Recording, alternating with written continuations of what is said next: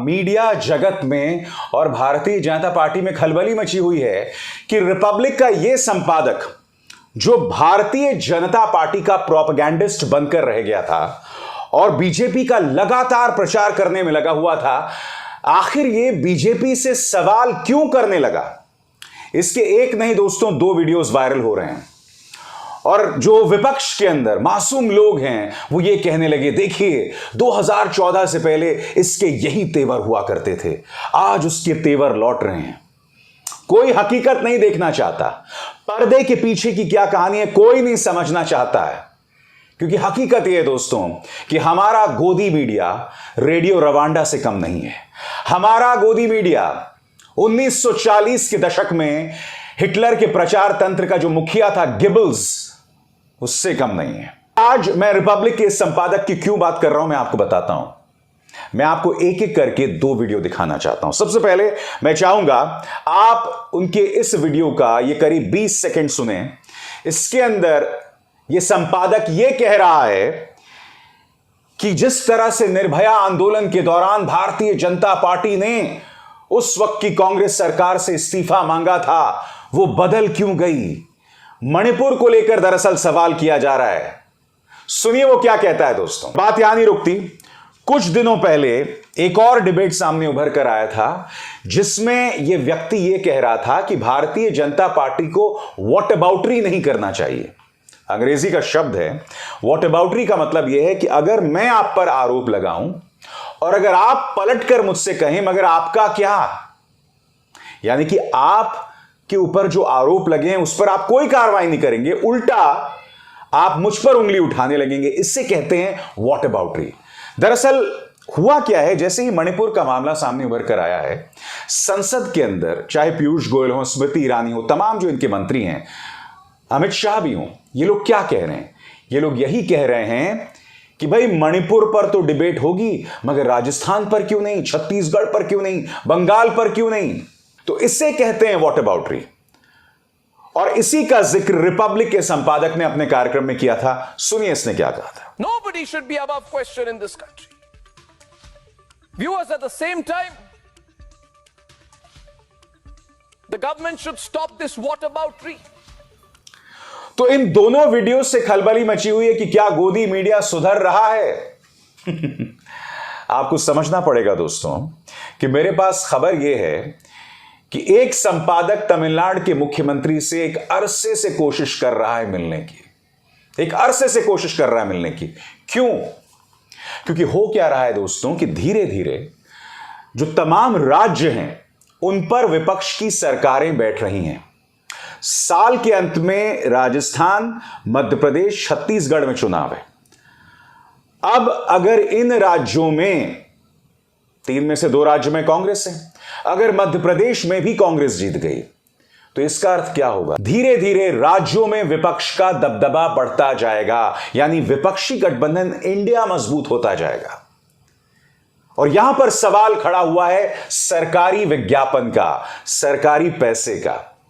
केंद्र सरकार से इन्हें जो पैसा मिलता है वो बहुत सीमित है, इनको जरूरत पड़ती है राज्य सरकारों से भी पैसे की। इसीलिए अब ये संपादक जाकर नतमस्तक हो रहे हैं राज्य सरकारों के सामने। इसीलिए कभी कभार आप सुनते हैं कि ये लोग विपक्ष से सवाल कर लेते हैं, मगर इनकी असलियत क्या है कुछ देर बाद मैं आपको बतलाऊंगा। आज रिपब्लिक के उस संपादक ने जो महिला सुरक्षा पर बड़े सवाल उठाए हैं, मैं आपको याद दिलाना चाहूंगा जब सुशांत सिंह राजपूत ने आत्महत्या की थी और जब उनकी गर्लफ्रेंड रिया चक्रवर्ती पर निशाना साधा गया था। याद कीजिए दोस्तों, यह वही संपादक था जिसने रिया चक्रवर्ती और उनके परिवार के खिलाफ जो प्रोपेगेंडा चलाया था, उसमें उनका पूरा परिवार बर्बाद हो गया था। मैं आपसे पूछना चाहता हूं कहां गया वो मामला, बताइए ना। जिस समीर वानखेड़े ने रिया चक्रवर्ती और उनके परिवार के बारे में झूठी जानकारी रिपब्लिक के इस संपादक को लीक की थी, उसी समीर वानखेड़े के बारे में बाद में आरोप लगा कि वो शाहरुख खान से वसूली कर रहा था। उसे तो बाहर कर दिया गया है। बताइए, वो तो गिरफ्तारी से बच रहा है। तो ये सब क्या बतला रहा है दोस्तों कि ये लोग जो महिला सुरक्षा पर, ये जो पत्रकार महिला सुरक्षा पर आज की तारीख में आंसू बहा रहे हैं, इनका कोई लेना देना नहीं है महिला अस्मिता से। इन्हें सिर्फ अपने चैनल्स बचाने हैं, इन्हें सिर्फ सरकारी पैसा चाहिए, क्योंकि चैनल चलाने के लिए पैसे लगते हैं। इन संपादकों की क्या हकीकत है मैं आपको बतलाना चाहता हूं, क्योंकि इसी मंच पर मैंने आपको भारत 24 नाम के एक चैनल के मालिक का बयान सुनाया था। यह व्यक्ति खुलेआम कह रहा है कि हम तो प्रधानमंत्री नरेंद्र मोदी के समर्थन में हैं।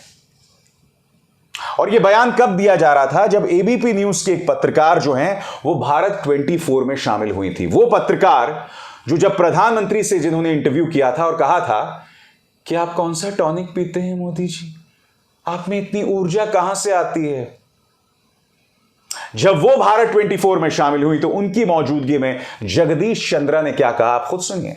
हम किसी राजनीतिक दल के साथ नहीं हैं, किसी व्यक्ति के साथ नहीं है, खबरों के साथ हैं, जनता के साथ हैं। By and large we are fair and independent, but intelligent support to the popular ruling government. We don't feel shy in this. Media के इन लोगों की हालत क्या है मैं आपको बताता हूं दोस्तों। इंडिया टुडे का एक समारोह चल रहा होता है, प्रधानमंत्री सामने होते हैं, साथ में होते हैं इंडिया टुडे के संस्थापक अरुण पुरी। अरुण पुरी उनके सामने लगभग गिड़गिड़ाने लगते हैं। ये तक कहते हैं, प्रधानमंत्री जी आप कहेंगे कि मैं आपकी दुकान क्यों चलाऊं। मैं चाहूंगा आप उस पूरे संवाद को सुने, वो आवाज सुने, जिससे आपको पता चलेगा कि ये मीडिया किस तरह से सत्ता के सामने नतमस्तक है। सुनिए क्या क्या कहा था अरुण पुरी ने प्रधानमंत्री के सामने। सर, आप बुरा ना मानो तो मैं एक बात कहना चाहता हूं। मीडिया आपकी सरकार से बड़ी परेशान है। हाँ, आपकी सरकार की से कोई जानकारी लीक नहीं होती जैसे पहले सरकारों से होती थी। किसी को पता नहीं होता कि कौन आपका प्रेसिडेंशियल कैंडिडेट बनेगा।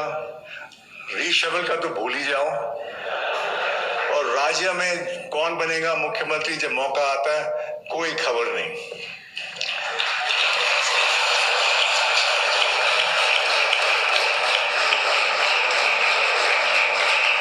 गुस्ताखी माफ, मैं ये भी सोचा शायद आपका इसका ये जवाब क्या देंगे।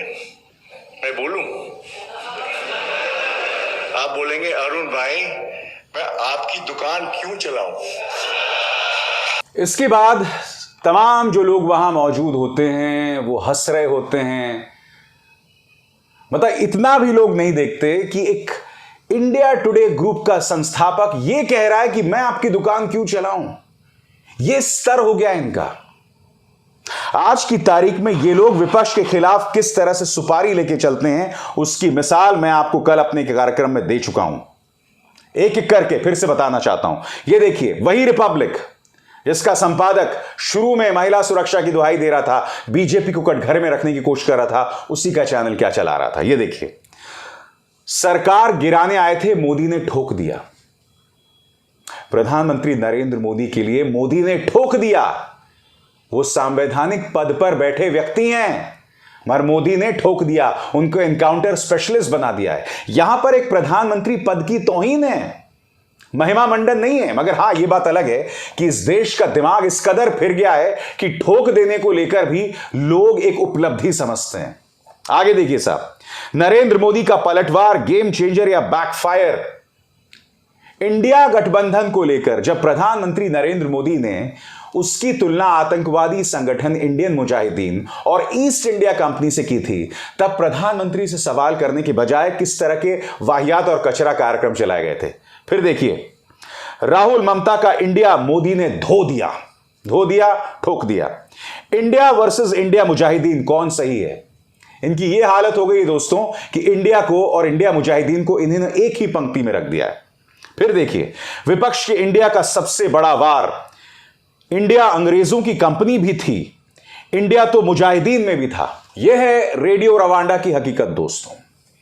इसलिए अगर कभी कभार इनके संपादक सवाल पूछने लगते हैं तो ज्यादा उत्साहित मत होइए।